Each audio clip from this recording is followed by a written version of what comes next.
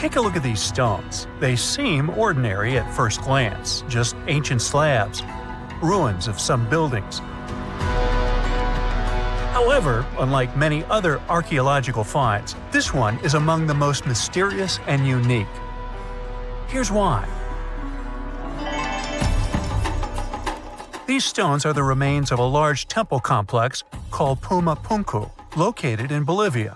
Scientists aren't certain, but it's likely that Puma Punku was built by the Tiahuanaco Empire, which existed between 300 and 1000 CE, before the Inca Empire. There is no information suggesting that this civilization had advanced building technologies. Moreover, they might not have even had a writing system. Every stone was carved and polished with astonishing precision. They fit together perfectly, like pieces of a puzzle. The craft is so refined that not even a razor blade can pass between the stones. Quite impressive for people who lived around 1500 years ago. And these stones are heavy. The largest ones weighed around 130 tons. So, how did the builders transport such weight from one place to another? Scientists suggest that this civilization did not know about the invention of the wheel. So, how did they manage to build such a perfect engineering structure? Did Tiahuanaco have the knowledge and tools for stonework? Or did someone else build Puma Punku? There are several theories about this. Theory 1.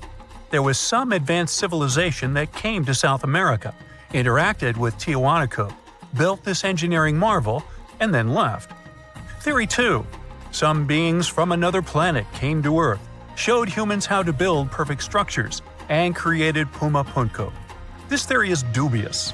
Another idea from this series suggests that Puma Punku was built by mythological creatures from the South American culture at that time. Theory 3, the most likely one. There is no mystery here. Tiahuanaco was indeed an advanced civilization with incredible building technologies. So, what do you think?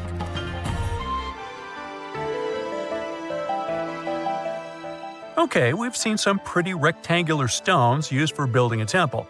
How about perfectly round stones for studying the starry sky? Or for some other purpose, it doesn't matter. So, welcome to Costa Rica. In the south of this country lies the so-called Deciphering. These are large, heavy, round stones created in the pre-Columbian era, around 600 CE. Now, each stone is made from a unique type of rock formed from cooled magma. In other words, someone waited for a volcanic eruption to end and for all the magma to cool, and then took all this material and carved these spheres from it. But how did they achieve such a perfect shape? Scientists suggest that people used small stones to grind and carve the cooled magma. Some specialists think that the stones were made for navigation. They could have indicated the way to certain places. Another theory claims that the Deca squares were used for astronomy. No one knows for sure. We may never get the answer to this question because the people who knew the secret of the stones disappeared after the Spanish expansion.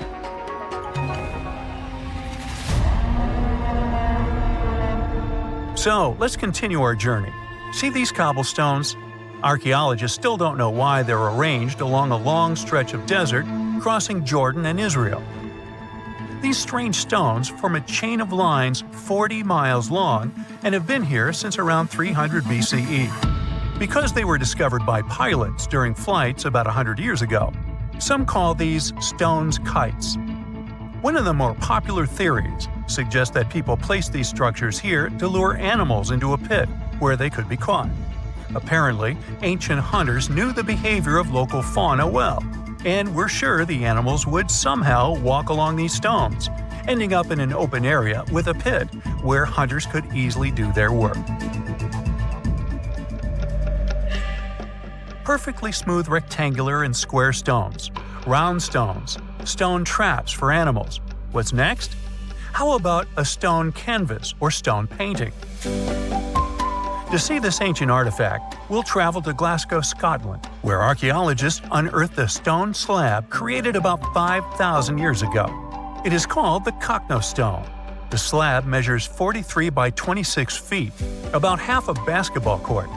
And this entire area is filled with strange swirling patterns that scientists call cup and ring marks. But what do they mean? As usual, scientists don't know for sure, but one theory suggests that the inscriptions on the stone are somehow related to astronomical phenomena, such as lunar or solar eclipses. Maybe it was a star map, or maybe people just wanted to create a work of art. In any case, there is another interesting fact related to the cup and ring marks. Scientists have found similar drawings in other prehistoric sites around the world. Okay, let's step away from mysterious stones and look at some other archaeological mysteries. Here is the approximate order of civilization development starting from 8000 BCE, according to scientists.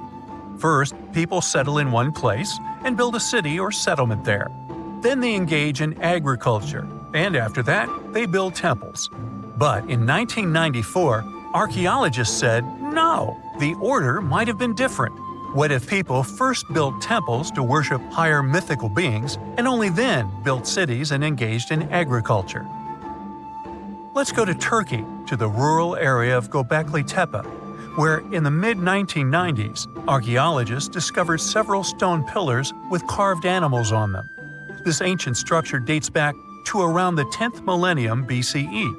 Now, this place is considered one of the oldest places of worship in the world.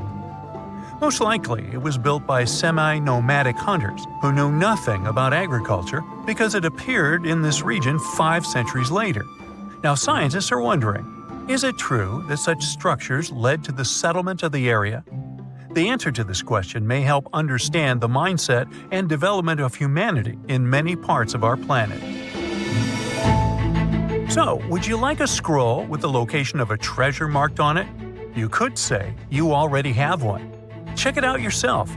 Just Google the Copper Scroll Treasure. Download a high-resolution photo of the scroll and follow the instructions. Oops! The instructions are written in an incomprehensible language.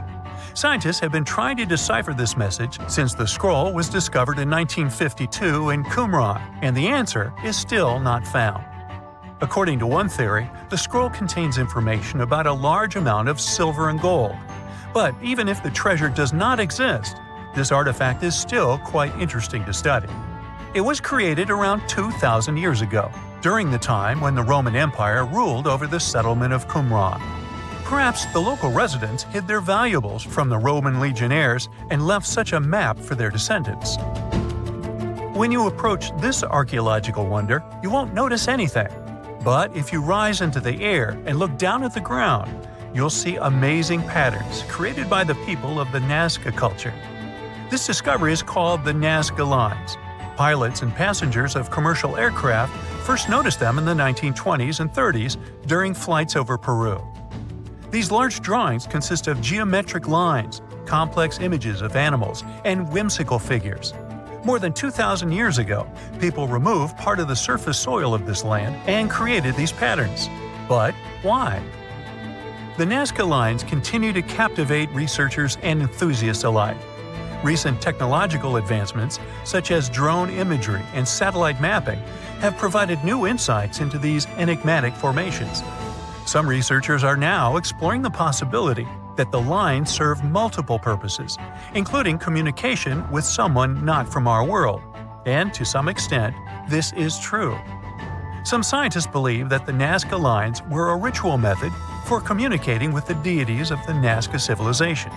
Studying these archaeological wonders not only enriches our knowledge of the past, but also inspires us to appreciate the ingenuity and creativity of the human spirit. We all grew up believing that Stonehenge is the world's most ancient observatory, but now it has some serious competition for the title. Nabta Playa was built more than 2,000 miles away in southern Egypt, and thousands of years before Stonehenge and even the pyramids of Giza. In 1973, a Bedouin guide stumbled upon a strange group of huge stone formations while crossing the Sahara Desert. He led American archaeologist Fred Wendorf to the site, located about 60 miles from the Nile. Wendorf's friend and colleague claims the team found the stones while stopping for a bathroom break in the desert. Either way, what they found changed history. At first, Wendorf thought the stone structures were just natural formations. but then it hit him. This area was once a lake, meaning no natural rocks should even be there. He kept coming back to the site for decades, and by the early 1990s, his team finally uncovered a circle of stones that seemed to line up with the stars in a way no one could explain. After 7 long years of trying to crack the mystery of the site, Wendorf reached out to an expert in archaeoastronomy. They study how ancient people used the stars.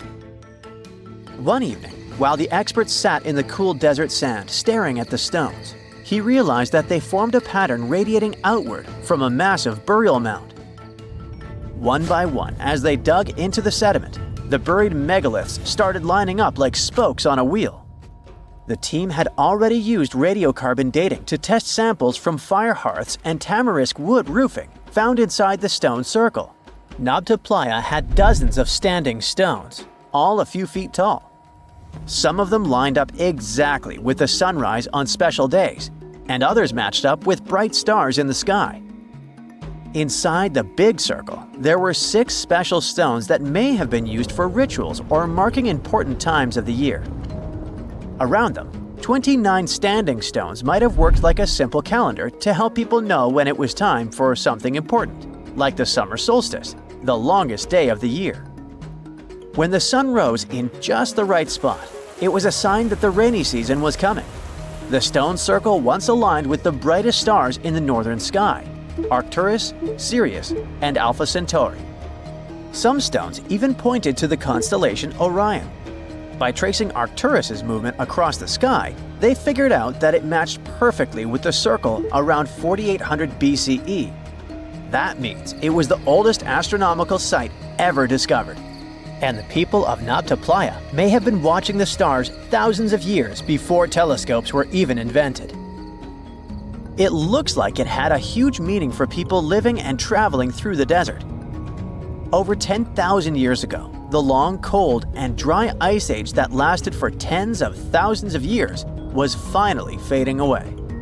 Northern Africa got massive monsoons and rains that filled up seasonal lakes.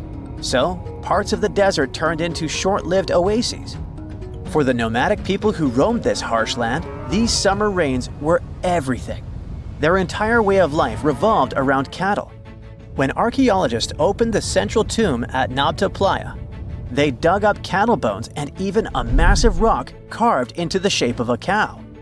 The people who built it used the stars to guide them and find hidden watering holes like Nabta Playa, which likely held water for about 4 months a year, starting with the summer monsoons. But there was no North Star back then, so instead they navigated using bright stars and the way the sky seemed to spin in circles above them. When the lakes were full, the standing stones would be partly submerged, and from the western shore, you would see the reflection of the stars on the dark water. Nabta Playa is way less famous than Stonehenge, perhaps because its stones were buried and the famous site in England was open to visitors for thousands of years.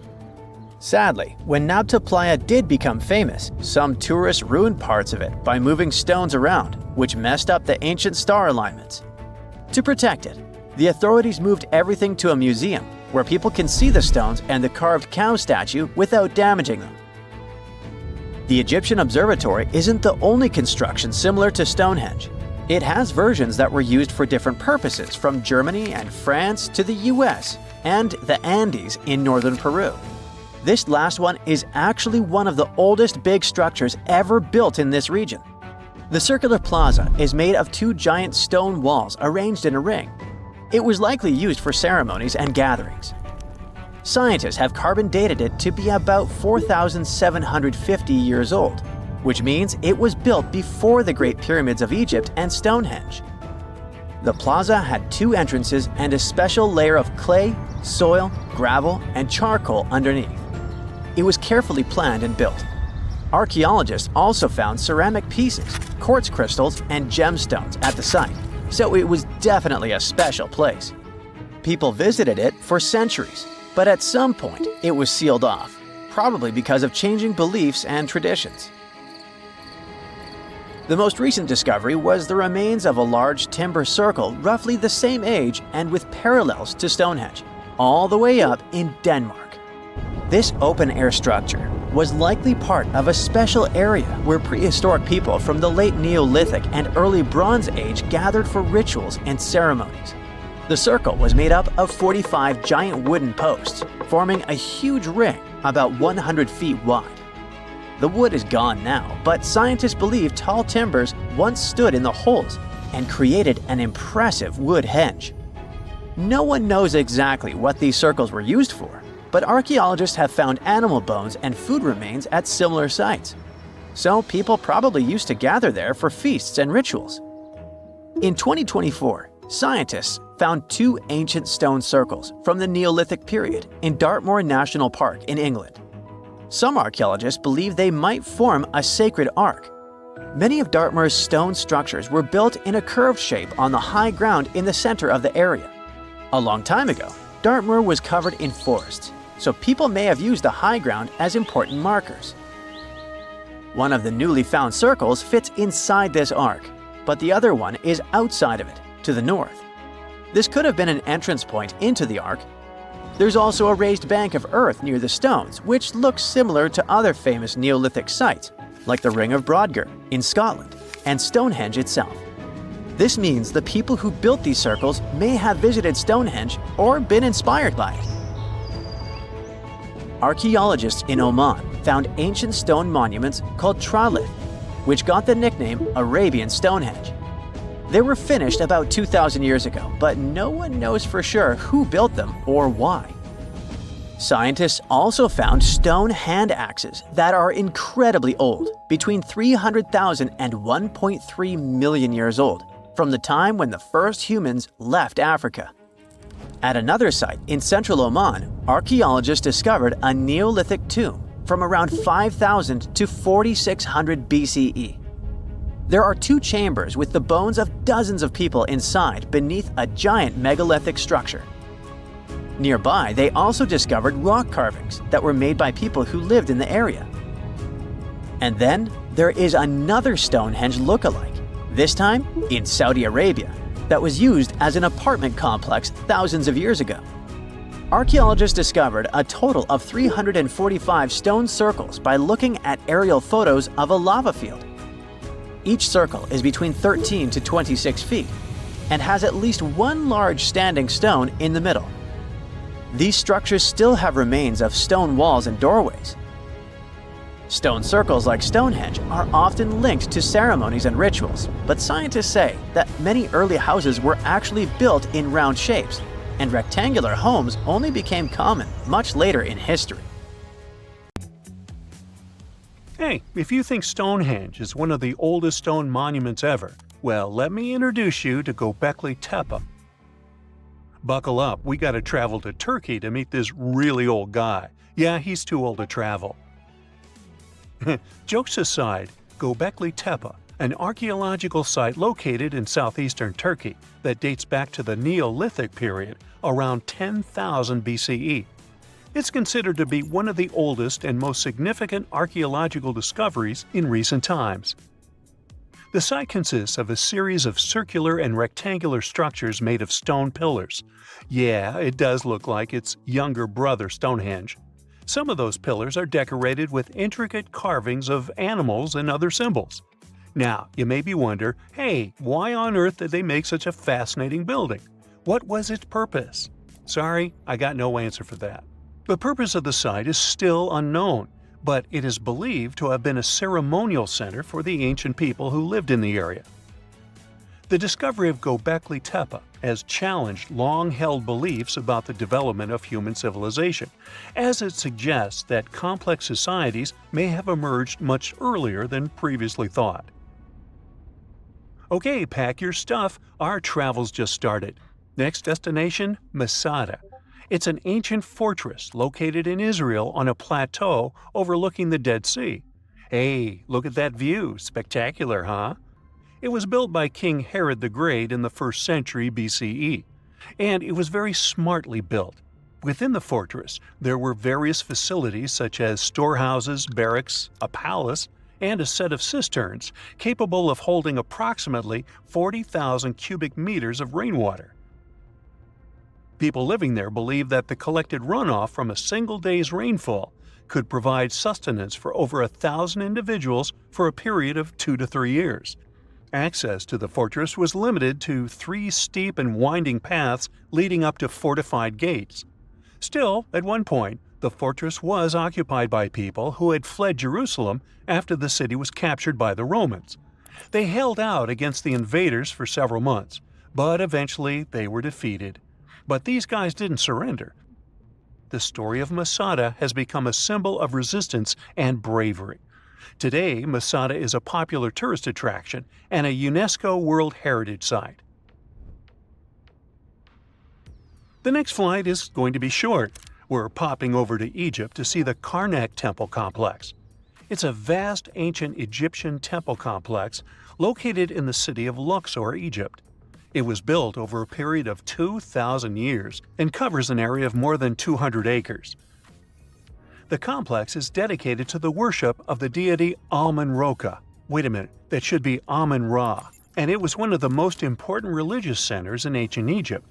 The Karnak Temple consists of several temples, chapels, and other buildings, including the Great Temple of Amun, the Temple of Khonsu, and the Temple of Ptah. Ptah! The Great Temple of Amun is the largest and most impressive temple in the complex, with massive columns, statues, and other decorations. One of the most famous features of the Karnak Temple complex is the Avenue of Sphinxes, which is a long avenue lined with Sphinx statues that leads from the entrance of the complex to the Great Temple of Amun. Another notable feature is the Hypostyle Hall, which is a massive hall with 134 columns that are over 70 feet high. The Karnak Temple complex is a popular tourist attraction and a UNESCO World Heritage Site. It's considered one of the most important archaeological sites in Egypt and provides a fascinating glimpse into the religion and culture of ancient Egypt. Hey, we can't hop on the next flight and leave Egypt until we see the Pyramid of Djoser. It has another name, by the way. It's also known as the Step Pyramid. This ancient Egyptian site is located in Saqqara. It was built during the 27th century BCE for the pharaoh Djoser by his architect Imhotep, who is considered one of the most important figures in Egyptian history.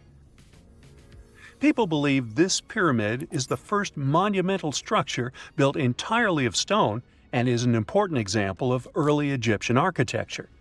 The pyramid originally stood at 203 feet tall and was surrounded by a complex of buildings and courtyards. It was constructed in 6 layers, each smaller than the one below it, giving it the distinctive step-like appearance. The pyramid was used as a burial place for Pharaoh Djoser and was surrounded by a vast necropolis that contained the tombs of many other important officials. The Grateful Dead? The Pyramid of Djoser has several renovations and additions over the centuries, including the addition of a limestone casing that covered the original step structure. However, much of the pyramid was destroyed over time, and today only the central core remains. Despite this, it remains an important archaeological site and a popular tourist attraction in Egypt. Alrighty, we're ready to move on. There's one more pretty recent discovery we gotta see today. The Tower of Jericho was only discovered during excavations in the 1950s and 60s. It's an ancient stone tower located in the city of Jericho in the West Bank. Just like Gobekli Tepe, this one is believed to be one of the oldest stone structures in the world, dating back to approximately 8000 BCE. The tower stands at over 28 feet tall. It's made up of 2 main sections, an inner tower and an outer tower, which are connected by a series of stairs. The purpose of the Tower of Jericho is not entirely clear, but it is believed to have served as a defensive structure or a watchtower. It may have also had religious significance, as it was located near a sacred spring. The Tower of Jericho is a significant archaeological site and has provided valuable insights into the early history of human civilization. It's open to visitors and is a popular destination for tourists interested in ancient history. Now, this ancient site even got attention from Netflix, and they made a movie where the action takes place in Mohenjo-Daro. This site was a major center of the Indus Valley Civilization in present-day Pakistan. Mohenjo-Daro was one of the largest cities of the ancient world, with a population estimated to have been around 40,000 in its peak. Trust me, that must have been a crazy megalopolis back then. The city was notable for its advanced urban planning, with sophisticated drainage and sanitation systems, and its impressive architecture, including the Great Bath and the Granary. Mohenjo-Daro was abandoned around 1900 BCE, and its ruins were only rediscovered in the 1920s. Today, it is a UNESCO World Heritage Site and an important archaeological site for the study of ancient South Asian civilization. We're heading to a teeny-tiny country that has quite an impressive history. Welcome to Malta. The Gigantija temples are a Neolithic site located on the Mediterranean island of Gozo. They're probably one of the oldest freestanding structures in the world, dating back to around 3600 to 3200 BCE. The temples consist of two megalithic structures, each with multiple rooms and altars. The name Gigantija means giant tower in Maltese, as people believe that only giants could have built such massive structures. The temples are believed to have been used for religious purposes and are considered to be an important example of prehistoric architecture. They were added to the UNESCO World Heritage List in 1980. Well, you must be pretty tired, but there's one more place we gotta visit today. Our plane is already landing in Armenia, and we're here to see the Temple of Garni. Look, this one is well preserved. This temple dates back to the 1st century CE. It was built by King Tiridates I as a dedication to the sun deity Mir. Sadly, the temple was destroyed in the 17th century during an earthquake, which is quite a common thing for this area, but it was later reconstructed in the 20th century. Today, it's a popular tourist attraction and is also listed as a UNESCO World Heritage Site. Stonehenge took approximately 20 million man-hours to build. For comparison, an average human doesn't live much over 700,000 hours. This is Jack, one of the first builders of Stonehenge. Let's say Jack lived to be 80 years old, which is extremely improbable, but it makes it easier for me to crunch the numbers, thanks. If Jack had spent his entire life, from age 0 to age 80, working on the Stonehenge project, it would have required approximately 28.5 generations of people doing the same thing to complete it. That's next to impossible. To make it more plausible, let's multiply that by 2. After all, Jack wouldn't want to dedicate his entire life to moving stones, and he didn't live to be that old. Thus, we arrive at around 57 generations needed to build Stonehenge. That's not enough room on the screen for me to introduce John, Jack's great-great-great-great, you get the drift, grandson. So it all began around 5,000 years ago with just a simple circular earthen bank and ditch. Fast forward to around 26,000 BCE, and the builders replaced that initial structure with a complex arrangement of wooden posts and brought in around 80 dolerite bloom stones from Wales, which were rearranged at least 3 times. Then, a few hundred years later, they added those massive sarsen stones, each weighing around 25 tons. These enormous sandstone blocks were transported about 19 miles to create a continuous outer circle, with 5 trilithons, 2 upright stones topped with a lintel, forming a horseshoe shape inside. It was a millennium-long building process that demanded years of hard work. So, people must have lived nearby, right? But how would they have found shelter back then? Today, we have houses for builders on site, small accommodations that serve as temporary housing. But structures like this definitely didn't exist when Stonehenge was constructed. Did they? Well, actually, they existed, and some recent archaeological digs near Stonehenge prove it. Archaeologists found this Stone Age eco-home, which is a huge deal since it's one of the earliest settlements in the area. This newly uncovered Mesolithic home dates back to around the year 4300 BCE. Let's take a closer look at this house, shall we? Now, for the walls, people back then used a large fallen tree, its trunk to be more precise. These wooden walls were reinforced with flint, and they even lined the pit left by the uprooted tree with cobblestones. To create the roof, they opted for animal hides, which sounds like a wise choice. They must have provided protection against the unpredictable weather of the British Isles. Now, you might be wondering, the weather in Britain is indeed unpredictable, and it has been that way since time immemorial. So, how did the builders manage throughout most of the year, particularly during the winter months? Well, the answer is simple. There was a hearth on site, which isn't surprising, but the system they employed was quite ingenious. A hearth inside the house would have posed too great a risk, yet bringing hot stones into the dwelling was perfectly safe. While they were hot, they couldn't ignite the building. So they used these stones from the hearth as a heat storage system to keep warm at night. And as a final touch, they even incorporated various stones for decoration. They didn't exactly get a Pinterest house, but it added a touch of elegance for sure. And if you think this discovery is merely about the houses, think again. It significantly changes our understanding of how people lived during that time. This discovery places them in an important prehistoric setting right at the start of the Neolithic area, sparking some interesting questions about whether these early folks could be related to the people who built Stonehenge. But there's a big worry. Experts are concerned that this significant find, along with other buried archaeological sites, could be at risk if the authorities go ahead with plans to build a tunnel to reroute the A303 away from the World Heritage Site. Sure thing the house the scientists found wasn't in perfect shape, and it lacked some crucial elements people use for living.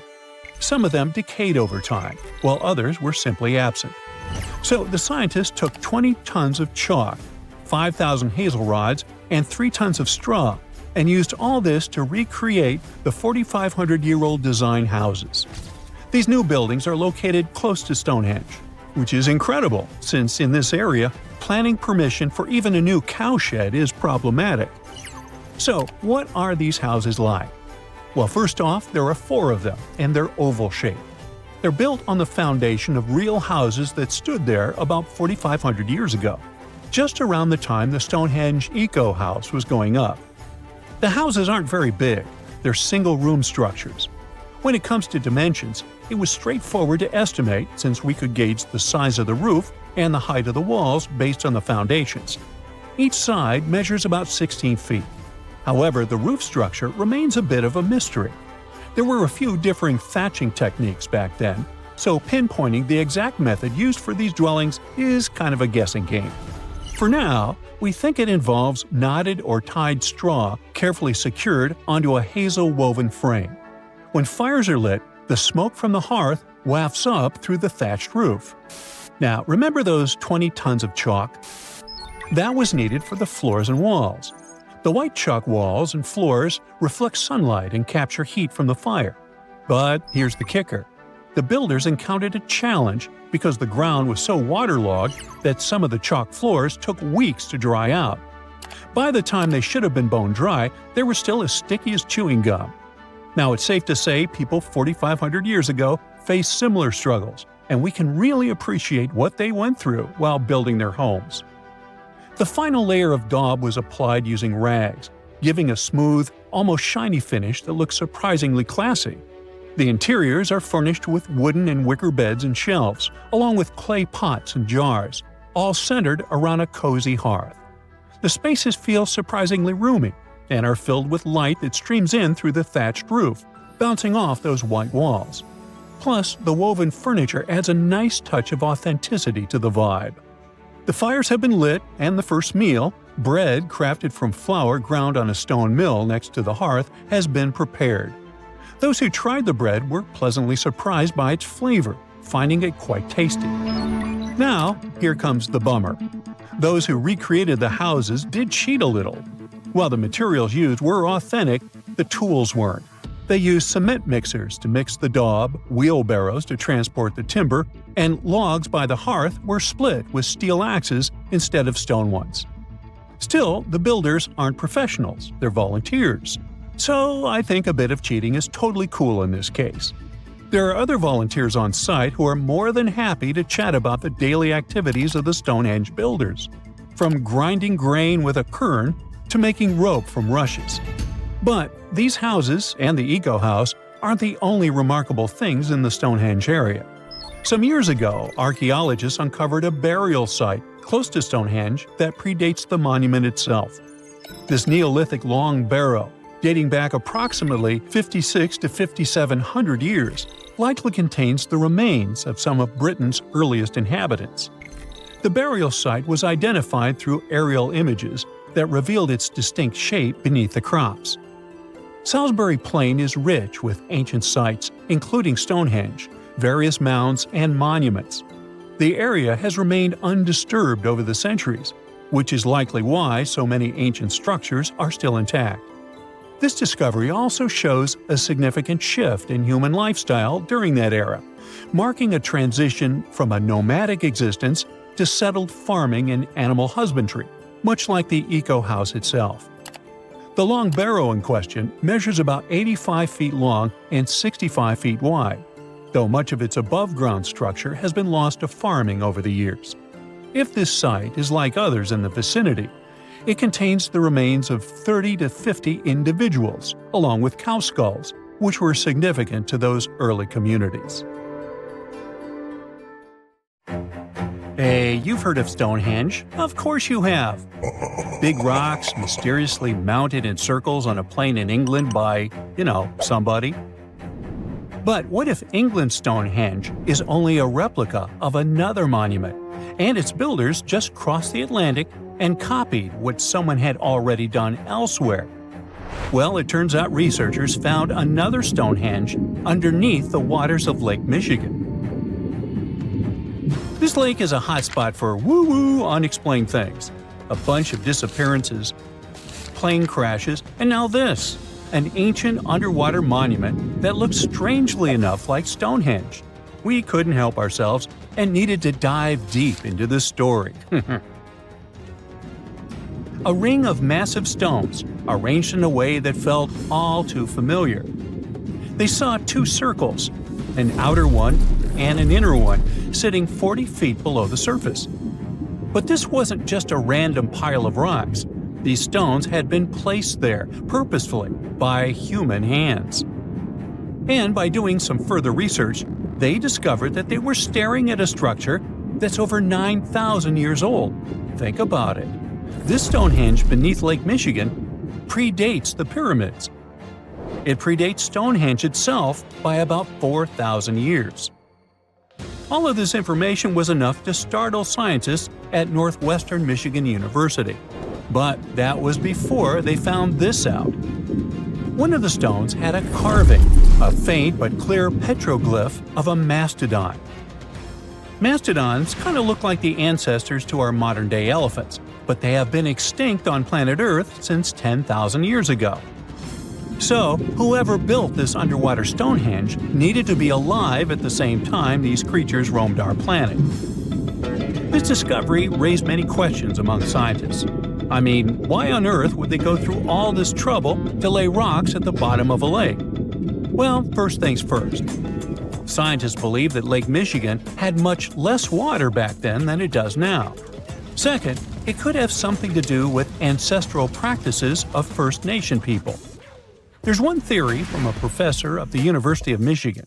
He suggested that the stones formed a kind of prehistoric hunting trap.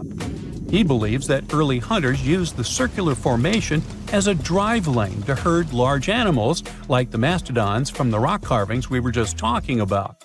Once they got these huge animals into a tighter circle, they could be more easily hunted. But not everyone's convinced by this theory. Some believe the circle probably had a deeper spiritual purpose. According to local Native American tribes, like the Anishinaabe, stones are more than just rocks. They're living beings. They hold spiritual energy and represent a connection to the earth and all living creatures. An elder from the Anishinaabe community even suggested that these stones are sacred, placed there by their ancestors to honor the land and its creatures. Scientists are trying to study the stone formation in depth, like about 40 feet. But that's the problem, actually. The fact that it's underwater makes it super difficult, since they don't have the best technology. Traditional archaeological tools don't work as well when everything is submerged, but promising new technologies like stereophotogrammetry, which literally means making 3D models of a site, are helping scientists study the stone circle more closely. Still, research is slow and expensive, so it's hard to know when this mystery will come to a close. As we said, Lake Michigan is a hot spot for unexplained phenomena. Its lakebed is filled with shipwrecks, such as the Thomas Hume, a sturdy American schooner. It also collects debris from airplanes that have suddenly gone missing while flying the area, such as Northwest Airlines Flight 2501 that disappeared in the 1950s. Some people even call the area the Lake Michigan Triangle, suggesting paranormal activities like what happens in the Bermuda Triangle might be going on. The lake spans over 22,000 square miles, which means it's almost two-thirds the size of the country of Ireland. In 2024, scientists were able to access another one of Lake Michigan's mysteries, the wreck of the Margaret A. Muir schooner. This 130-foot-long sailing ship sank over 130 years ago. The discovery was announced just recently by the Wisconsin Underwater Archaeological Association, the WUAA, whose team found the shipwreck sitting 50 feet below the surface just off the shores of Algoma, Wisconsin. Built in 1872, the Margaret A. Muir was a three-masted schooner built to carry heavy cargo across the Great Lakes. Her final voyage started out as a routine trip. Loaded with bulk salt, the ship left Bay City, Michigan, heading for South Chicago, Illinois. But on September 30th, 1893, things took a bad turn. Just as the Muir approached the town of Annapolis, now known as Algoma, a sudden storm hit. The ship began taking on water fast. The captain of the boat ordered his crew to abandon ship, and thankfully, they all made it to shore safely. For more than a century, the wreck sat undisturbed on the lakebed, its location a mystery. But thanks to a combination of historical research and high-resolution sonar, WUAA searchers finally found her in May of last year. The wreck is remarkably well preserved, with parts of the deck and gear still visible. Well, just a few lakes over to the left, researchers uncovered another impressive thing. At the bottom of Lake Mendota, near Madison, Wisconsin, researchers found 11 ancient canoes. They believe the oldest of the canoes dates all the way back to 2500 BCE. Now, if you don't get why that's important, it's because you're thinking with today's head. If in a classic Midwest highway you see a bunch of pickups, then back in the ancient days you see only canoes. They were the main mode of transportation for indigenous cultures.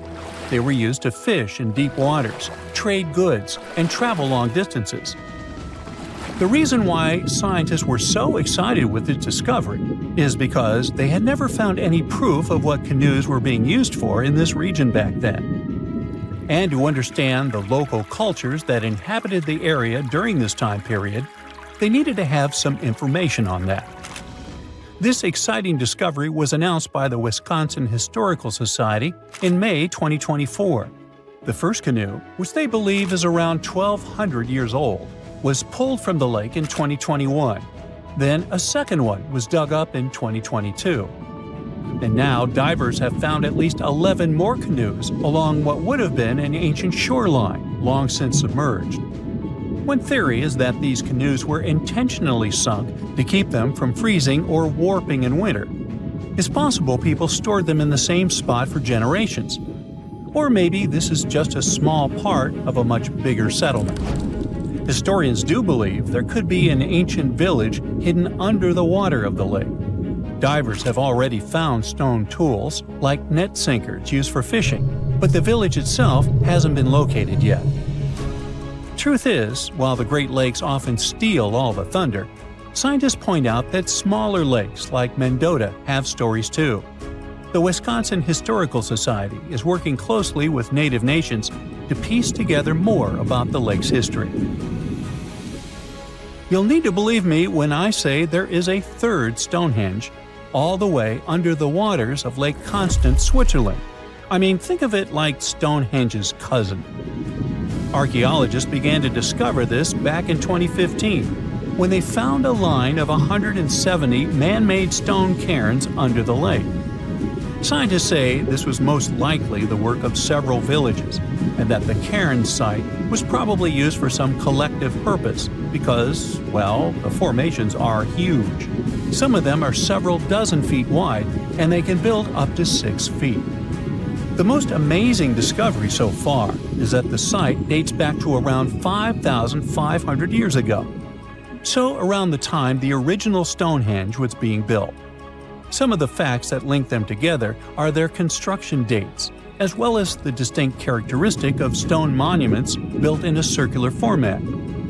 Scientists don't know much about this site yet, but hey, I see a pattern manifested all over the world, don't you? Rethinking structure is a giant formation in the Sahara that looks exactly like a giant bullseye. It's so wide that you can see it from space. Even the CIA got interested in it. In 1965, they planned a flyover looking for geomagnetic anomalies. The findings are still classified. Perhaps the theories are true, and this place is truly the lost city of Atlantis.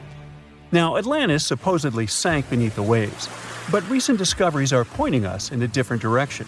This is an ancient story that goes far back in time, and Plato was the first to mention it.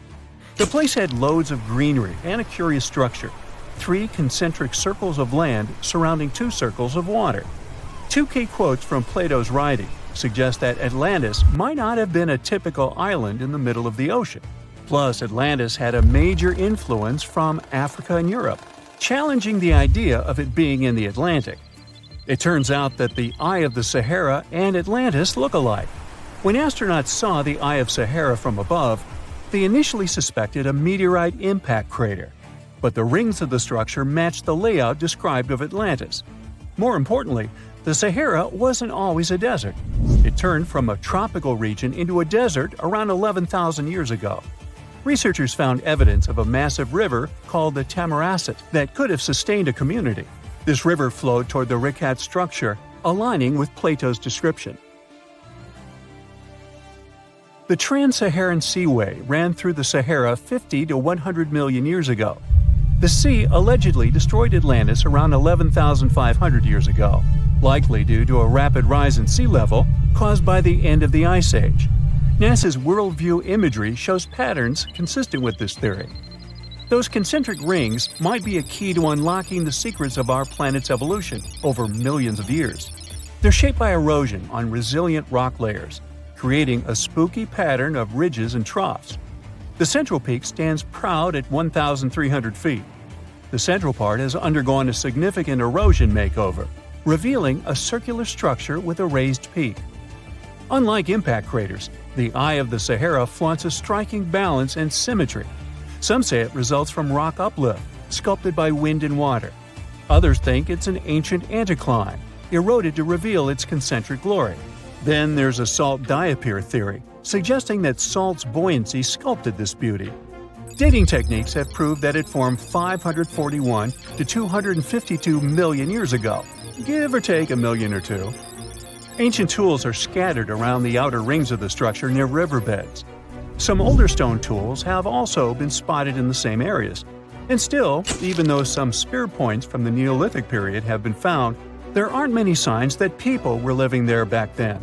The area seems to have been used for short-term activities like hunting and making tools. There are other unearthly mysteries that haunt our world. One such enigma is in Norway, the ominous Hessdalen light phenomenon, also known as the Valley of Lights, leaves scientists confused.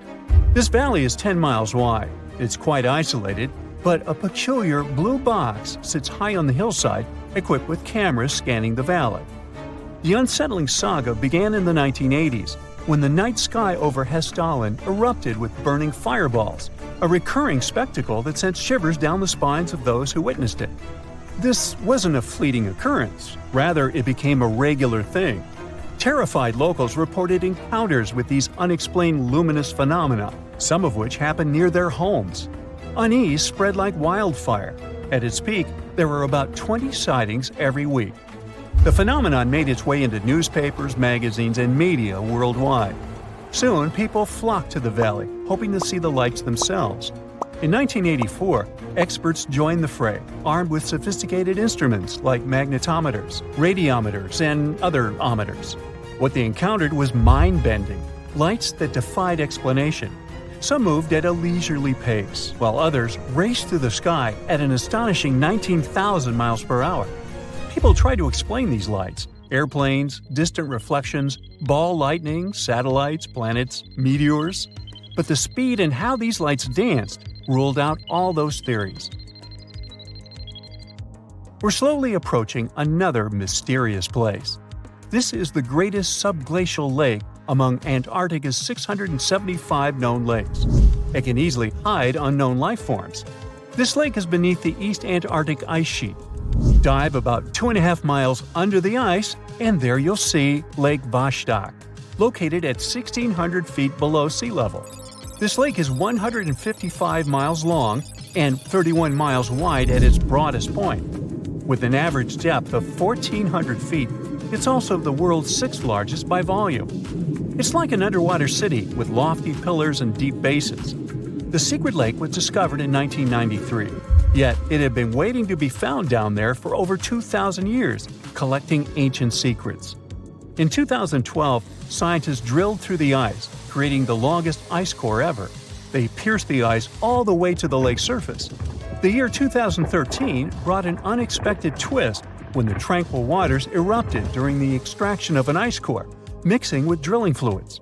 Then they got a pristine water sample in 2015. Some believe there might be previously unknown life forms down there, since it's a fossil water reserve that's been untouched for millions of years. That could be a lot like those speculated ice-covered oceans on moons like Europa and Enceladus.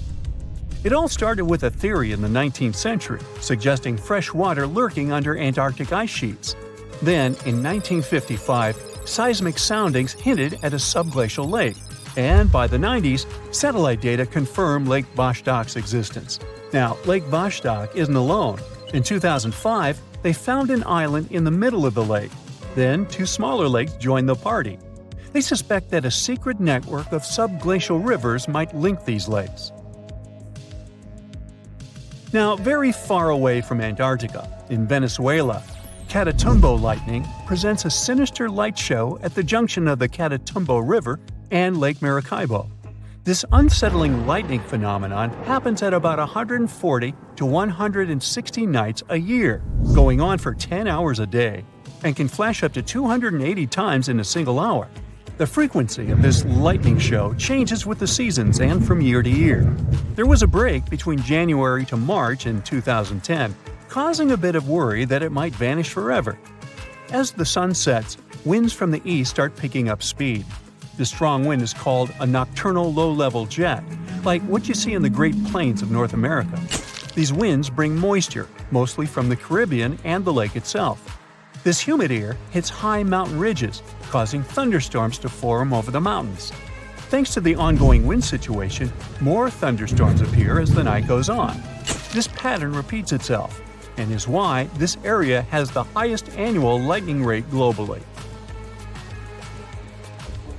The next place scientists cannot explain is in China. That is the Longyou Caves. They have lofty slanted roofs and sturdy pillars. The spot remained hidden for centuries. These human-made caverns, built around 2,000 years ago, decided to reveal themselves only in the 90s. Local farmers drained some ponds and unveiled 5 massive caverns. Further digging exposed an additional 19 smaller caves. They range from 60 to 110 feet in width and 26 to 50 feet in height. Archaeologists found historical relics from the reign of Emperor Zhuan of Han, dating back to over 2,000 years ago. Now, how did these caves survive for more than 2 millennia without falling apart? No ancient records explain the way they were crafted either. The walls show chisel marks, hinting at some layer-by-layer chiseling action, but the exact construction process is still a head-scratcher. Recently, scientists made an astonishing discovery that might solve Stonehenge's mystery. They found something hidden deep within the DNA of Stonehenge's sarsen rocks, the huge monolithic ones, and it might reveal why our Neolithic ancestors designed and built this thing in the first place? Over the years, scientists have been scratching their heads trying to figure out where the huge sarsen rocks came from. For years, they believed they came from a quarry just 15 miles away from the site, known as Marlborough Downs. At this site, they found similar minerals to the ones that make up the sarsen rocks. But it turned out there was more to this story than they thought. The understanding of how Stonehenge was built is always changing. Scientists need to really travel back in time to uncover its mysteries. Where did the rocks come from? How were they carried? Why was the site built? You see, the Stonehenge site, located at Salisbury Plain in England, is made up of two main types of stone. There are the super heavy sarsens and the lighter and smaller bluestones. The sarsens each weigh about 25 tons. That's as much as 3 African elephants stacked together. The heaviest sarsen stone, called the heel stone, weighs 30 tons all by itself. Together, the sarsens make that iconic outer ring circle. Inside that circle, that's where you'll find the bluestones. The naming might seem a bit misleading since they're not really blue. They have a bluish tinge to them when they are freshly broken, hence the name. These smaller rocks probably came from the Preseli Hills in southwest Wales, which is about 150 miles away from Stonehenge. They're a bit lighter than the sarsens, but still pretty heavy. The altar stone, which is classified as a bluestone, is the heaviest one, weighing around 6 tons. Its original location still isn't known for sure. To figure out where a rock came from, scientists first have to study their composition. This is like checking the rock's DNA. Then they cross-reference the structure of the rock with minerals in the soil to see if it's a match. Most of the sarsens we see around southern England are actually made of a type of sandstone known as silcrete. Think of silcrete as sand that's been hardened by underground water processes over millions of years. This process mostly happened during a period called the Paleogene, about 65 to 23 million years ago. These sarsen rocks didn't form in one big slab, but in patches, like nature leaving little rock gardens all over the place. Scientists reason the sarsens spread out randomly, forming in isolated pockets. Over time, many were buried under layers of clay and chalk, which helped preserve them. When ancient builders were on the lookout for materials, these sarsens must have looked perfect for something impressive like Stonehenge. Actually, sarsens have been used in everything, from Roman villas to medieval churches, and even in things like road curbs and old field walls. One could say these rocks were the it material for ancient builders, and continue to be popular even into more modern times. This fact made scientists start wondering that maybe not all sarsen stones that were used to build Stonehenge came from the same place. They've identified sarsen sites all over the UK, in places such as Oxfordshire and Kent. After hundreds of years of studying the sarsens, geologists finally had the right type of technology to determine the origin of the stones. Now, I wish I could tell you that it was some undisclosed location very far away from the site. But, as it turned out, the sarsens were originally from Westwoods, the forest near Stonehenge. A new factor came into play when excavations uncovered empty stone holes, showing that at least 6 bluestone pillars were removed from a Preseli Hills site called Wan Main in prehistory. They had a stone circle over there, and it's believed that some of Stonehenge's rocks were recycled rocks from this more ancient circle. If this is true, it might be that Stonehenge is part of a much larger landscape of ancient sites. If this is the case, then Stonehenge is just the cherry on top of a much larger scale project.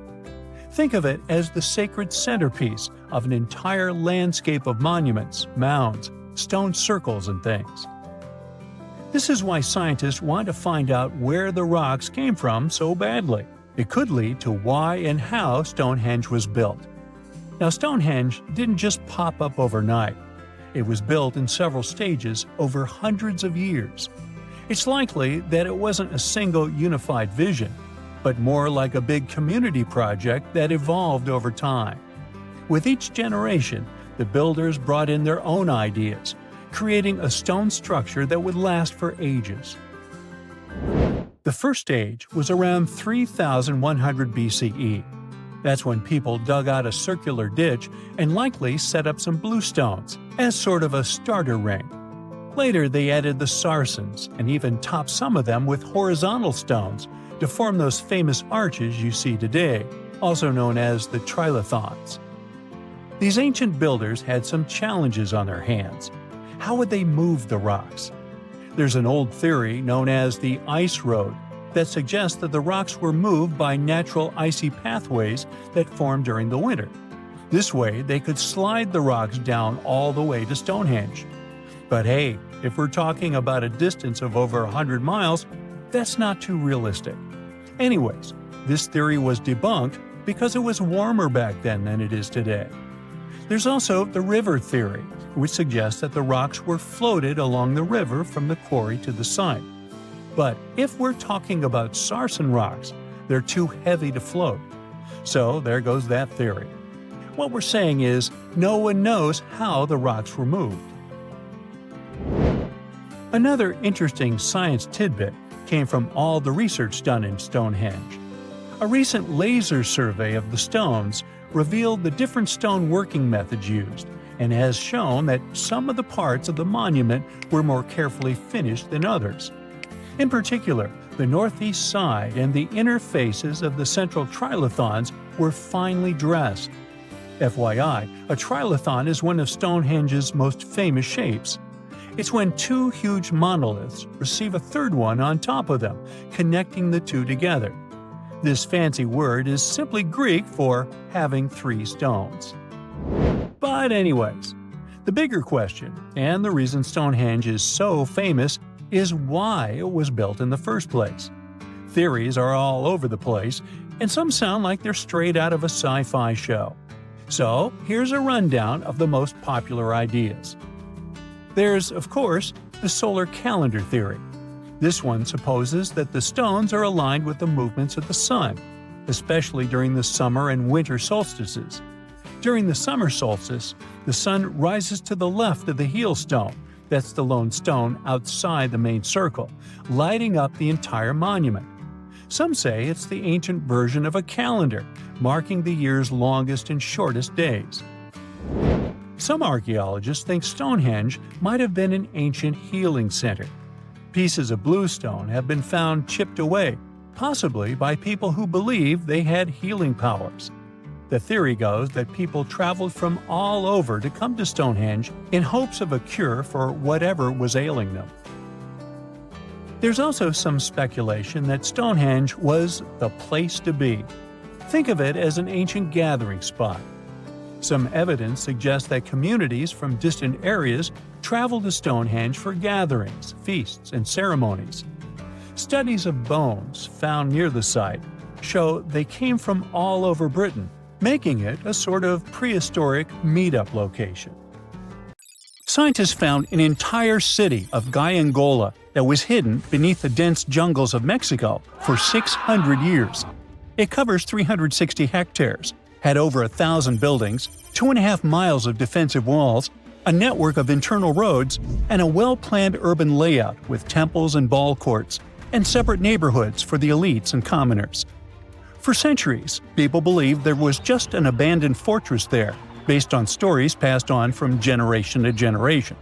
Until recently, there was no way to see how truly huge it was without spending years on the ground. But thanks to the new technology, a remote sensing tool called LiDAR, they got a 3D model of the area in just 2 hours from a plane.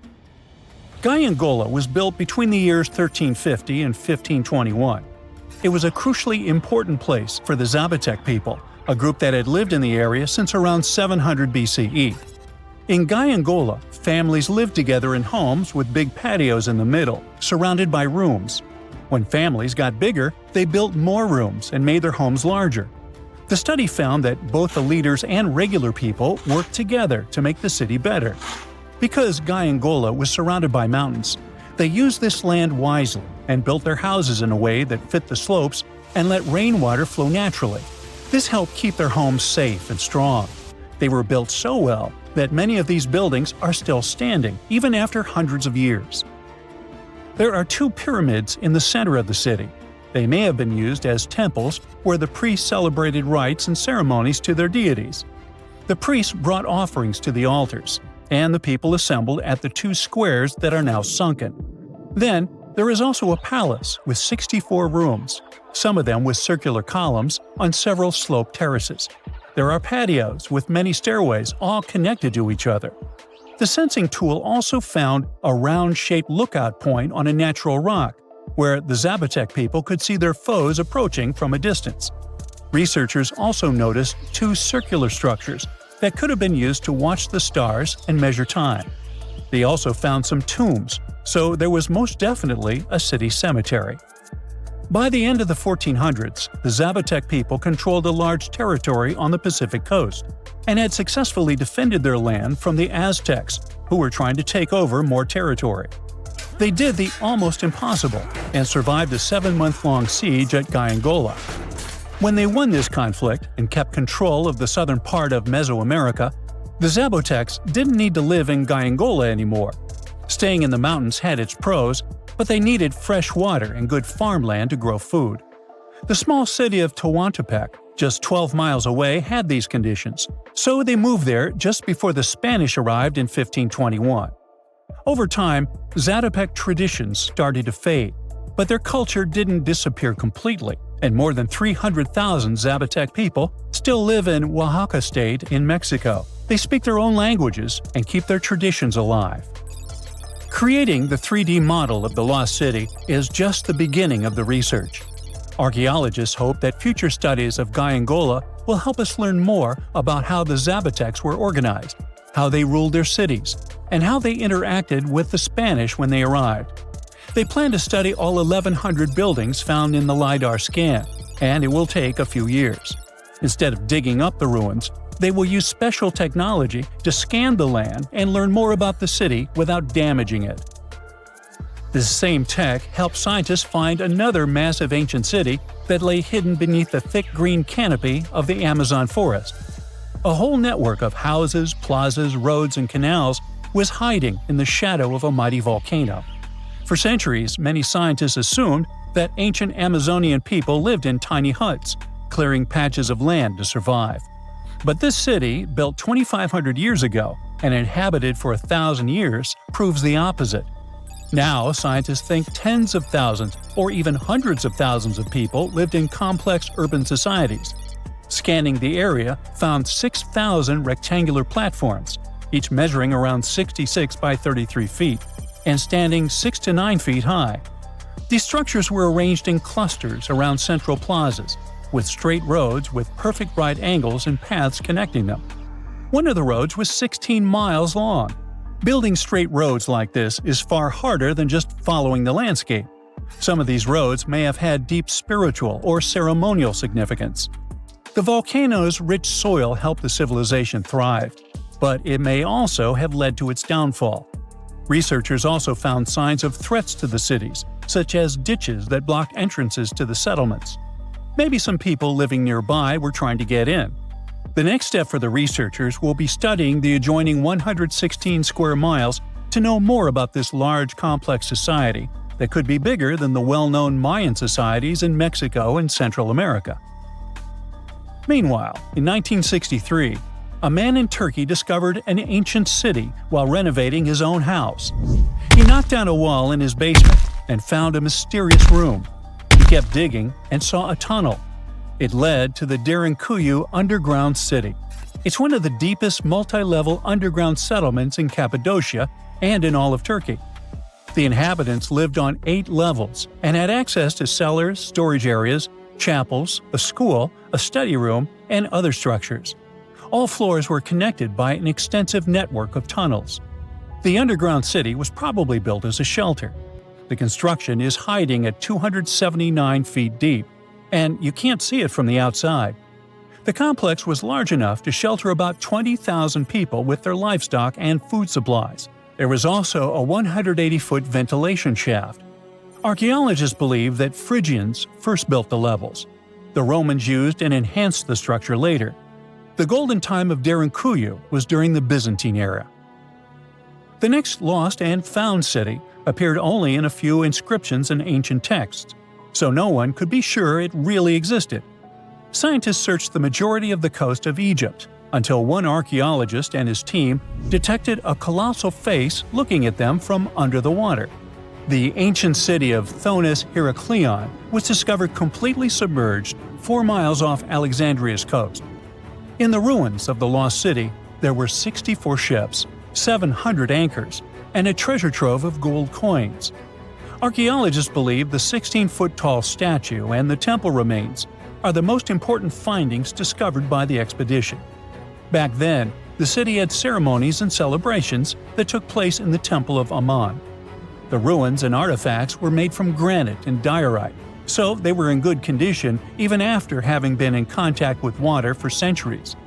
They give people a glimpse into what life was like 2,300 years ago in one of the most important trade ports of the world. The city had a network of canals, sort of like an ancient Egyptian Venice. The canals linked many separate harbors and anchorages. Towers, temples, houses, and other structures were also linked by bridges. Thonis Heraklion was the country's main port for international trade and the collection of taxes. No one really knows how the city ended up submerged, but archaeologists connect it with natural causes. At the end of the 2nd century BCE, most probably after a flood, it got covered with water. Then Alexandria, the city founded by Alexander the Great, became more glorious than Heraklion. Before Alexandria's fame, Heraklion was the main port of entry to Egypt. So after the tragedy, many ships heading for Heraklion had to change their route and go to Alexandria. Heraklion lost its glory until its discovery in 2000. In the UK, there are around 115,000 mailboxes, with some of them placed in questionable locations. Look here, we're on a deserted stretch of Caithness Moorhead, and here, just smack dab in the middle of nowhere, between the quarry and some moorland, stands a solitary mailbox. It was local teacher Chris Aitken who stumbled upon this oddity near Worth Hill, close to John O'Groats. Now, John O'Groats is a tiny village 2.5 miles northeast of Bay, in the historic county of Caithness, Scotland.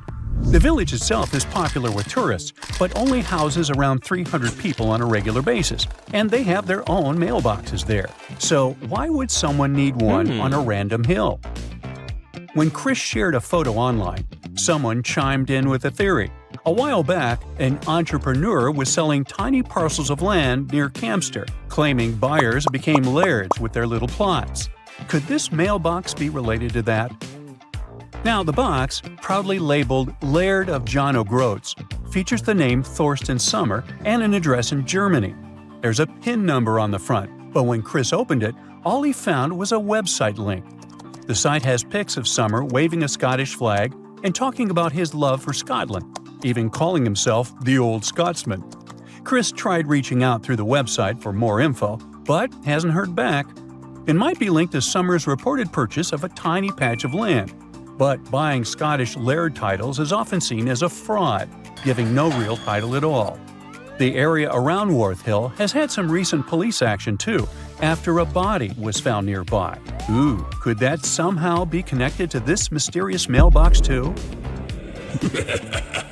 Well, enough of the detective stories. Let's dive into some high-end fashion, shall we?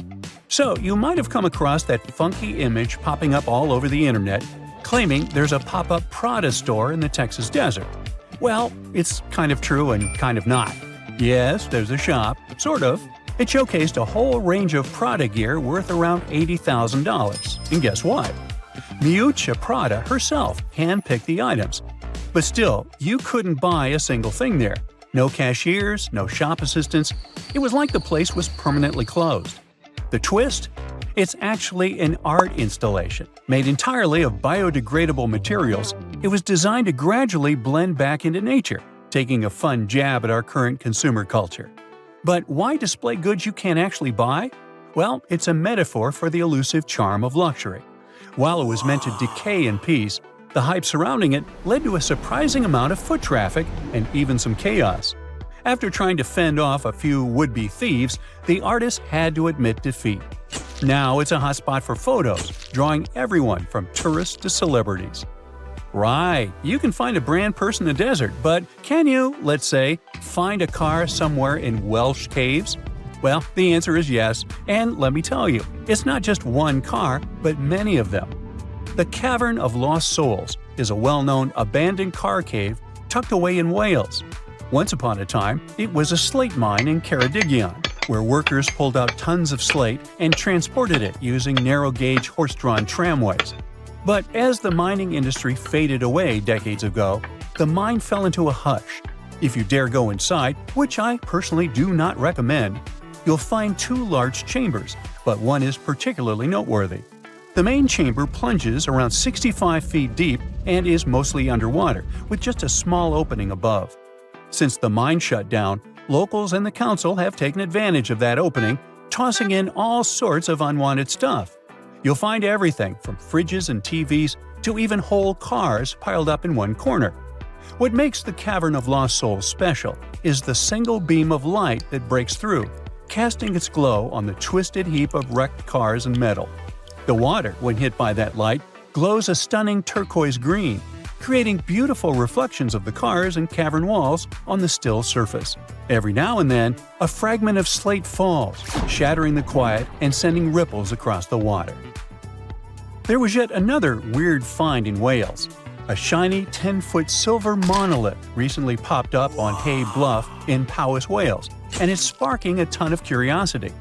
A local builder, Craig Muir, discovered it during his hike, and he described it as looking like it just dropped down from space.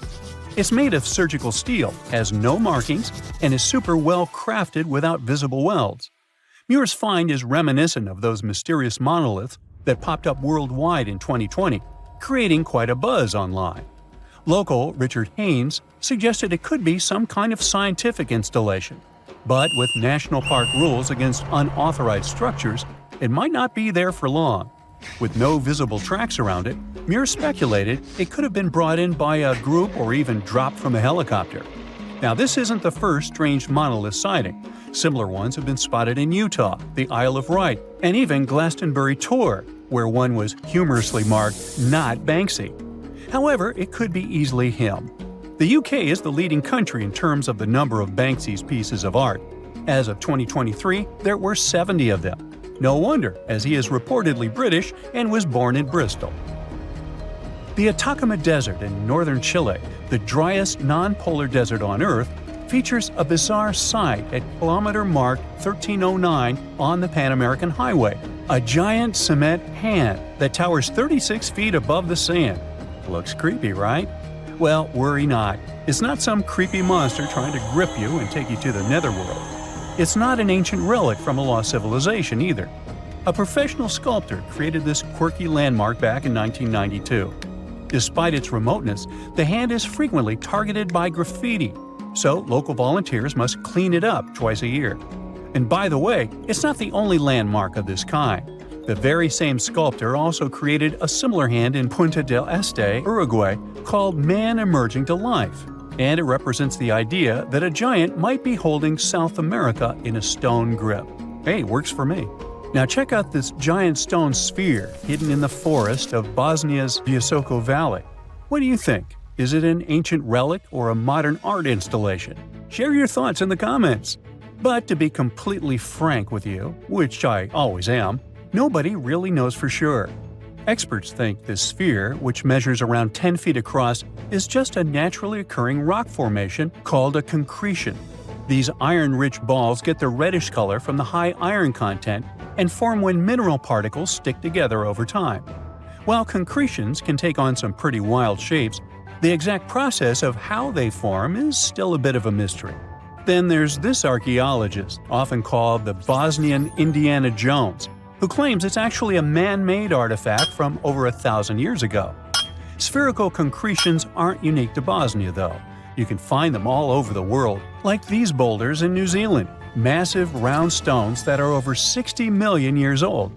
There are also cannonball concretions in North Dakota. And let's not forget about the man-made stone spheres crafted by the Diquis people in Costa Rica, which are perfectly shaped and arranged, definitely a testament to human creativity. So while the Bosnian sphere is super intriguing, it's probably just an ancient concretion and not a remnant of a lost civilization. Bummer. Finally, some things are so well hidden that you have to go deep down into the seafloor to get a glimpse of them. Once a hedonistic hotspot for the Roman elite, Baia was like the Las Vegas of its time, but now its ruins are submerged underwater. This resort city thrived on volcanic hot springs and attracted the likes of Nero and Caesar, who even built vacation villas there. However, in the 8th century, Baia lost a battle and was abandoned by 1500. As the water levels rose, much of the city was lost beneath the bay. Today, you can explore Baia's ancient ruins in one of the few underwater archaeological parks in the world. Hold your breath. Imagine you've booked a tour through the jungles of Costa Rica. All of a sudden, you stumble upon a huge stone sphere, nearly the length of a king-sized bed in diameter. How on earth did it end up there? And what does it symbolize? You immediately ask your guide. He's not as amazed as you are, and tells you that there are actually several hundreds of them scattered across the south of the country. The mysterious stone spheres don't have an official name. The locals simply call them las bolas, which means balls in Spanish, while historians refer to them as Diquis spheres, after the culture that produced them. Scientists have studied the sediment layers of the earth around them and estimate that the earliest were made around the year 600 CE, and the newest ones date to the year 1000 CE. Many of the spheres were relocated after their initial discovery, and that's why archaeologists can't date them precisely. The Diquis culture completely disappeared shortly after they were discovered by the Spanish in the 16th century. Unlike the Mayas and the Aztecs, the myths or legends of these peoples didn't survive, so they cannot explain the existence of the mysterious orbs. More than 300 of these objects have been discovered so far, with some being smaller than 1 inch in diameter, and the largest measures 6.6 feet in diameter, standing taller than most humans. Although there are ones made from limestone, most spheres were carved out of a coarse version of basalt, a type of rock that forms when lava cools rapidly. Some orbs weigh up to 15 tons, and in most cases, their surface is smooth to the touch, although there are coarse, mostly unfinished pieces. If we throw away the theory that river erosion naturally sculpted the spheres, the ancient people seem to have created them by hammering boulders with other rocks. Once they got the rough shape they were aiming for, they would polish the rock to perfection, using techniques such as controlled fracture and grinding. The mysterious spheres are located in the Diquis Delta, on the coast of the Pacific Ocean. Most of them can be found in a place called Farm 6, which, alongside 3 other sites, was proclaimed a UNESCO World Heritage Site in 2014. The area contains other finds from the pre-Columbian era, such as paved areas, burial sites, and mounds.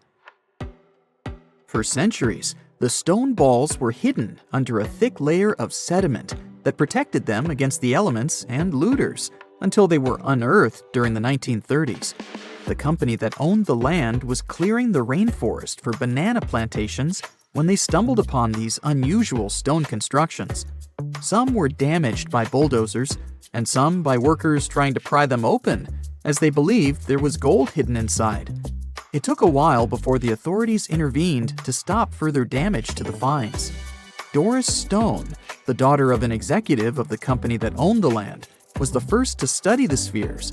In 1943, she published an article in a leading American archaeological journal, turning the world's attention to the orbs. Expeditions soon followed, and archaeologists were immediately able to determine that the stone formations were human-made, probably created by the ancient indigenous population of Costa Rica. To this day, no one has been able to fully explain their function in a scientific way. It means there's still room for some wild theories about the sphere's origins and true purpose. The most popular theory in the scientific community is that the stone spheres served as decorations and status symbols, as many of them were found near the houses of chieftains. Local tribal leaders were also laid to rest with some of the smaller balls, so these stone formations were definitely associated with power in some way. Chiseling a boulder to perfection involved a lot of labor and planning, and only powerful individuals could afford it at the time. The other popular theory is that the boulders were used for astronomical observations. Individual spheres represented stars or planets, like a primitive map of the night sky. Since they were perfectly round, it was easy to roll them around. Before the jungle engulfed them, the area where they were found was a flat alluvial plain, ideal for rolling large boulders around. Another version of this theory suggests that the stones were used as boundary markers, much like modern border stones, which are also mostly made from stone. Finally, legends from other tribes that lived in the area tell of how the spheres were cannonballs that the deity of thunder used to drive away the deity of winds and hurricanes. We still don't know the original purpose of the Costa Rican spheres, but they remain an important part of the country's national identity. The National Museum in the Costa Rican capital, San Jose, has 6 of them in its courtyard. Many other spheres have become prized garden decorations for wealthy Costa Ricans. There's even one at Harvard University. More than a millennium after they were created, the mysterious stone spheres of Costa Rica are still associated with power and wealth. In terms of numbers, the stone orbs are not perfectly round. They are rated as nearly perfect, at 96% spherical in shape. And while even that is pretty impressive, the spheres of Costa Rica are not the only ones of their kind. Nearly a decade ago, workers came across mysterious giant stone spheres deep underground in a coal mine in northern Asia. The surface of the spheres, which measured a little over the length of a human footstep in diameter, was unusually smooth, and people tried to explain it somehow. Some were certain they were out of this world, and others suggested the spheres were actually petrified dinosaur eggs. Scientists quickly put an end to further discussion, as it turned out that the mysterious spheres were concretions. Those are rock formations that take millions of years to form deep underground. Think of a pebble that picks up snow as it rolls down a hill. That's how concretions are made. Groundwater, rich in sediment and minerals, flows around the sediment, slowly shaping it into a perfect orb. The process is quite common in nature, but most concretions are fairly small. The spheres found in the coal mine grew to their size in the mineral-rich ground, and they were big enough to get the press and the general public interested. Another possible case of concretions is the massive stone spheres found in the Visoko Valley in Bosnia. Samir Osmanagic, better known as the Bosnian Indiana Jones, was the first to explore those objects about as wide as the length of a London bus. He believes the stone spheres were carved by a lost civilization that lived in the area 1,000 years ago.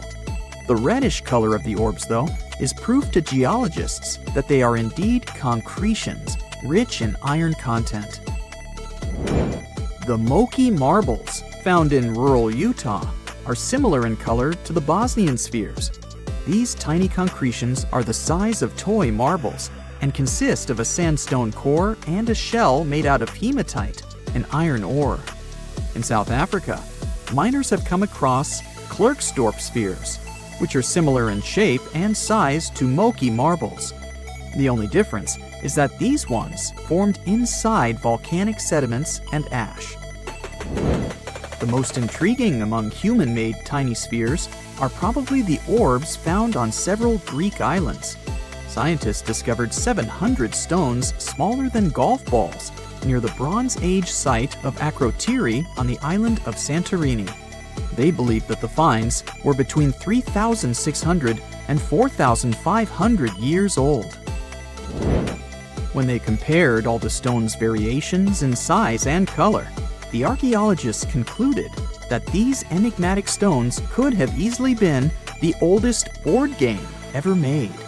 With the help of artificial intelligence, scientists are now trying to work out the rules of this game. We've all been afraid of the dark at some point in our lives, haven't we? I mean, do you remember getting tucked into bed by your mom or dad after they read you some scary fairy tale with monsters and dragons, or even dinosaurs? But just as your parents were about to turn the lights off and silently step out of your room, you remembered. What if there was something hiding under your bed? Or worse, what if some spooky creature was stuck somewhere in the closet? You could probably get up and check, but it was too dark out there. Wouldn't it be great to have some source of light that would come from within your body? You could always use it whenever you get surrounded by darkness. Unfortunately, as humans, we aren't able to do that. But there are a bunch of creatures out there that can, in fact, light themselves up. That's thanks to a little something scientists call bioluminescence. Animals and fish living in the ocean tend to have this talent more often than others. And you can find these creatures anywhere, close to the surface or deep down at the bottom. 2.5 miles deep if you have a knack for numbers. These creatures use their light for a lot of things, like communicating with other members of their species, luring in prey, and even scaring away enemies. Bioluminescence is basically an organism's ability to emit its own light. Chemistry has a lot to do with it. Such animals use two chemicals, one called luciferin and the other called luciferase. Add a bit of oxygen and bam! Light! Should you ever wonder if you actually observe bioluminescence or if someone just dropped a glow stick in the ocean, be on the lookout for neon blue, green, or even red sparkles in the sea. They're usually spread over a large area. This can even make the water look like glitter or a starry sky. You can thank squid, tiny crustaceans, and algae for this romantic atmosphere.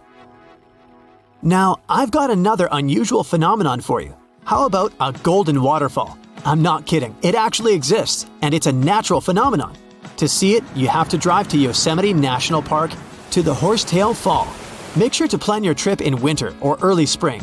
That's the only time during the year when you can see this awesome phenomenon. It doesn't need any scientific explanation. It's nothing more than sunlight at dusk hitting the waterfall in such a unique way that it makes it look like a river of lava. Or gold, your choice. That's the reason why during this time of year, the Horsetail Fall is also named the Fire Fall. Unfortunately, this phenomenon is becoming less and less visible within the years, mostly because of drought and other issues connecting with the melting of snow. So, should you ever decide to visit, keep an eye on the waterfall, since the effect is very brief. Ever heard of a dirty thunderstorm? It's also called volcanic lightning. Apparently, specialists looking into the phenomenon have yet to fully grasp what it is. When a regular thunderstorm happens, particles with positive and negative charges collide, hence the giant spark we call lightning. It also makes a lot of noise, which you can recognize as thunder. But when a volcano is erupting, some of the volcanic ash particles get electrically charged, and while getting projected into the air with a huge force, they collide and cause electrical discharges. This whole process makes it look like there's lightning coming from the volcano itself. Imagine all that ash, gas, and smoke coming from the crater, and then add some electricity to the mix. It'll make the whole picture look really bizarre. No wonder this phenomenon is called the dirty thunderstorm. Now, how about clouds that look like waves? Those are called asperitas clouds, and they're actually quite close to the ground, unlike your regular day-to-day clouds. The name comes from the word aspero, which in Latin translates to rough or uneven. On rare occasion, you may spot such clouds when the weather is calm, but they're mostly associated with thunderstorms. These clouds appear during unstable atmospheric conditions, and surprisingly, they don't produce rain. Even though they do resemble dark storm-like clouds, they also create random patterns, tricking your eyes into thinking you're looking at the surface of the sea from under the water. Another impressive kind of cloud is called mammatus clouds. What makes them so special is a series of bulges emerging from the base of each cloud. One such cloud enters a level in the atmosphere where the wind direction changes. You can see these wave-like patterns in the sky. Australia is the place for you if you like surfing, but not all the waves you can catch there are made of water. Near a town called Hayden, there's a mysterious wave made out of rocks. This granite formation supposedly dates back to 2.63 billion years ago. That's way before dinosaurs started hanging around the planet. Standing at 49 feet high and 360 feet long, the wave was formed as a result of two processes: weathering and erosion. There's softer sediment at the base of the wave rock, which was chemically weathered by groundwater. Winds and rain did the rest of the job, causing the erosion of the rest of the formation. Its red, yellow, and gray stripes are made of iron hydroxide, carbonates, and other chemical compounds that were washed down by the rain. You've made it to Australia, so stick around a bit more. There's one more location here that seems unreal. You'll need to fly over this one, however, if you want the best picture. In the western part of the country, surrounded by green woodlands, there's a series of lakes. They're all a staggering shade of bright pink. Out of them all, the most famous is Lake Hillier, a 2,000-foot-long reservoir. It's surrounded by both sand and a forest of eucalyptus trees. This makes the cartoon-like hue of the lake stand out even more. One of the many theories explaining the color of these mysterious lakes is connected with algae. These algae appear to gather high levels of a substance called beta-carotene, which has a red-orange pigment in it. Another explanation involves haloarchaea. Those are microorganisms that sometimes look red. Even if you don't enjoy flying, the lakes are great for taking a swim. They're not toxic, even though they have loads of salt in them. This means you'll be able to stay afloat easily, and the water won't damage your swimsuit. During winter up north in Canada, a bizarre phenomenon happens at Lake Abraham in Alberta. Underneath the frozen surface, you can spot some weird objects that look like frozen jellyfish. It's definitely not the case, as these creepy formations are just frozen methane bubbles. Those are pockets of gas that were trapped underwater and got stuck there after the lake had frozen. They appear when leaves and grass fall into the water and bacteria digest them. This process transforms them into methane. This phenomenon is as beautiful and strange as it is dangerous. The pockets of methane can easily become highly flammable. When the temperatures rise during the spring, the ice melts and these bubbles start popping and fizzing. It's a spectacular sight to observe. Picture a lake filled with soda. Remember not to bring any source of fire. It can be very dangerous for visitors. You can check out these types of lakes all across Canada's Banff National Park. Nature often tends to make its own music. Just listen to the sound of crickets at night, or the soothing noise of a waterfall. But in Bucks County, Pennsylvania, there's a strange geological phenomenon which takes nature soundtracks to a completely different level. These are called the ringing rocks, and scientists still can't explain their unusual behavior. If you strike these rocks with a heavy object, like a hammer or another rock, the stones will make a ringing sound, as if they were hollow, but they're not. What makes the ringing rocks even more bizarre, apart from the mysterious sound they make, is that no animal wants to hang around there. Even though the rocks are surrounded by a thick forest, scientists haven't managed to trace any animal activity in the area yet. Even more striking is the fact that despite all the trees around the rocks, you won't find any leaves lying on the boulders. What makes these rocks so unappealing for both animals and vegetation is still up for debate.